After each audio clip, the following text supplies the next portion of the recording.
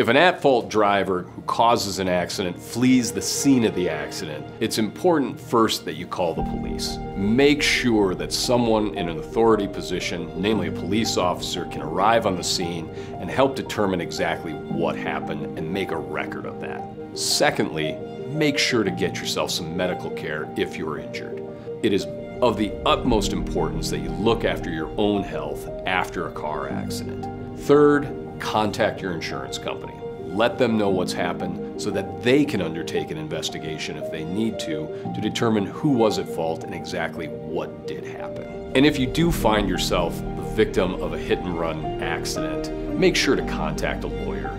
An experienced personal injury lawyer is going to know who to contact and what the right questions are to ask to determine who was at fault so that you can receive compensation for your injuries.